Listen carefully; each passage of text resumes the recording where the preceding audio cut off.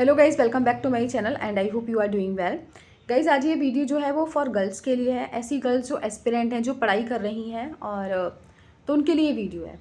तो मैं भी I am also a girl और I also suffer such type of problem, so that I thought कि I should share this problem with you so that मेरा भी कुछ मन थोड़ा हल्का हो जाए। तो गाइज़, अगर आपके साथ भी ऐसी प्रॉब्लम्स हैं जहाँ पर आप एस्पिरेंट हैं, 2-2 3-3 साल से आप लगे हुए हैं और आपका कहीं सिलेक्शन नहीं हो पा रहा है और आप चाहते हैं कि आपका सिलेक्शन हो जाए बिफोर योर वेडिंग, तो बहुत ज़्यादा प्रॉब्लम हो जाती है। जहाँ पर हमारी एज हो जाती है 28-27 और हमारा फिर भी सिलेक्शन कहीं नहीं हो पाता। आस पड़ोस वाले कहना शुरू कर देते हैं कि भाई अब इसकी जो लड़की है उसकी शादी कर देनी चाहिए और आपका कभी एम ही नहीं रहा हो कि आपको you have to do marry before your job. तो गाइज़, ऐसे में बहुत टास्क हो जाता है और एक टाइम पर ऐसा भी आता है जहाँ पर हमारे पेरेंट्स भी कहना शुरू कर देते हैं कि भाई अब आप देख लो, अब आपका टाइम जो है वो कंप्लीट हो चुका है, इससे ज़्यादा हम टाइम नहीं दे पाएंगे। तो बहुत ज़्यादा परेशानियाँ हो जाती हैं। तो समझ नहीं आता कि हम क्या करें। हम बहुत परेशान हो जाते हैं, रोना शुरू कर देते हैं कि क्या करें क्या करें क्या करें। Same situation is with me also.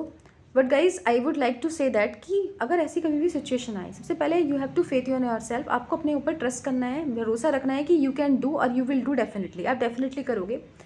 और गाइज़, मैं आपको सजेस्ट करूँगी कि भगवान की पूजा ज़रूर करें, क्योंकि पूजा करेंगे तो भगवान कहीं ना कहीं आपको उस पूजा का फल ज़रूर देंगे। ठीक है, तो पूजा ज़रूर करें और अपने आप पर भरोसा रखें।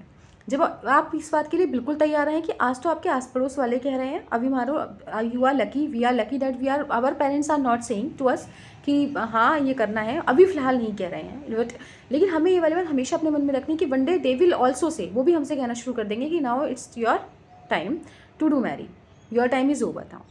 तो गाइज़, हमें इस चीज़ के लिए प्रिपेयर होना चाहिए कि अभी हमारे आस पड़ोस के लोग कह रहे हैं, एक दिन हमारे भाई बहन मम्मी पापा भी कहना शुरू कर देंगे।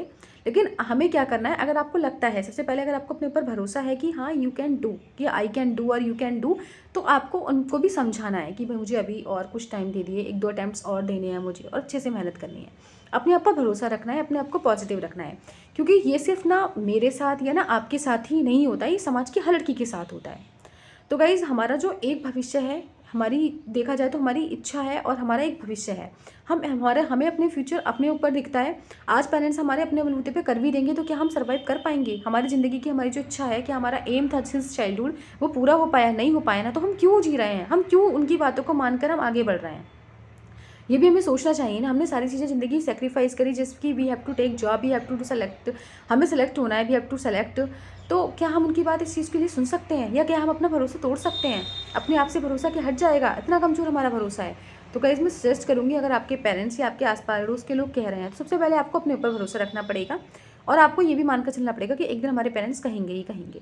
तो आपको जब भी वो कह रहे हैं और आपको लगता है कि हाँ यू कैन डू, आपको अपने ऊपर भरोसा रखना है कि हाँ मैं कर सकती हूँ, आप मेहनत कर रहे हैं। तो गाइस, उनकी बातों में ना आकर उनको समझाइए कि बस कुछ दिनों की बात है, जब सब कुछ हो जाएगा तो सब कुछ ठीक हो ही जाएगा।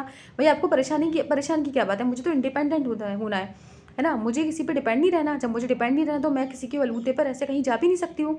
तो पहले मुझे इंडिपेंडेंट होने दीजिए। अपने पेरेंट्स को समझाइए, अपने पेरेंट्स की थिंकिंग को हाई करिए, उनको समझाइए, प्यार से समझाइए, झगड़ के नहीं समझा सकते, क्योंकि ये तो समाज का पुरानी एंटिक्विटी सोच चली आ रही है, जिसको हम नहीं समझा सकते। ऐसे ऐट के, डांट के, डपट के या लड़के नहीं समझा सकते। वो हमारे बड़े हैं, हम कहीं ना कहीं उन्हें भी हमारी चिंता होती है, just because they are saying, otherwise वो भी नहीं कहते। उनको भी एक प्रेशराइज किया जा रहा है समाज के द्वारा, तो वो कह रहे हैं, नहीं तो वो भी नहीं कहेंगे। कौन नहीं चाहता है अपने बच्चों को दूर करना?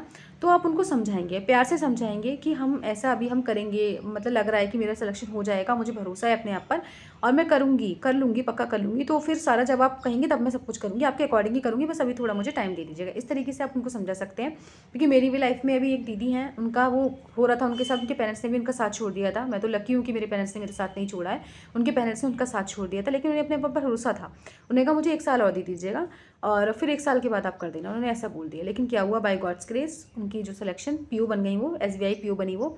तो बाद में फिर उनका फिर 2 साल रुक गई वो, फिर तभी नहीं हुई इनकी, फिर उन्होंने अपने अकॉर्डिंग सब कुछ किया। तो इस तरीके से आप अपने पेरेंट्स को समझाइए, तो फाइनली वो मान जाएंगे, शायद मान जाएँ और शायद नहीं, वो मान ही जाएंगे। आप लोग कहोगे कि हाँ मैं कर लूँगी, पक्का करूँगी इस बार।